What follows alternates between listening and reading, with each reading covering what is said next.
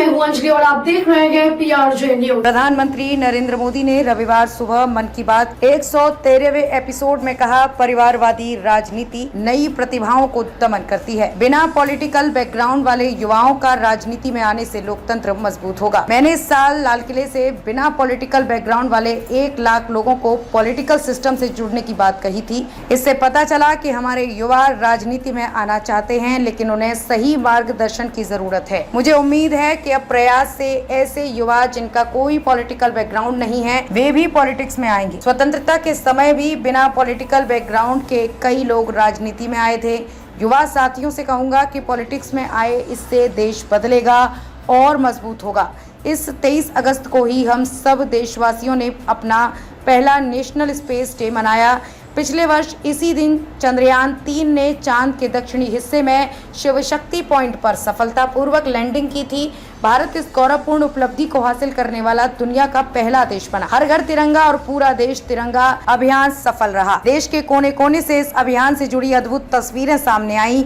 घरों, स्कूलों, कॉलेजों, यूनिवर्सिटी में हमने तिरंगा देखा। इस अभियान ने पूरे देश को एक सूत्र में बांधा। यही एक भारत श्रेष्ठ भारत है। असम में तिनसुकिया जिले के छोटे से गांव बारेकुरी में मोरान समुदाय के लोग रहते हैं और इसी गांव में रहते हैं हुलाक गिबन, जिन्हें यहाँ होलो बंदर कहा जाता है। हुलाक गिबन्स ने इन गांव में ही अपना बसेरा बना लिया है। अरुणाचल में युवा साथियों ने 3D प्रिंटिंग टेक्नोलॉजी का उपयोग करना शुरू किया है, क्योंकि वो वन्य जीवों और सींगों और दांतों के लिए शिकार होने से बचाना चाहते हैं। नाबम बापू और लिखनाना के नेतृत्व में ये टीम जानवरों के अलग अलग हिस्सों की 3D प्रिंटिंग करती है। हमने 19 अगस्त को रक्षाबंधन मनाया। उसी दिन पूरी दुनिया में विश्व संस्कृत दिवस भी मनाया। आज देश विदेश में भी संस्कृत के प्रति लोगों का विशेष लगाव दिखता है।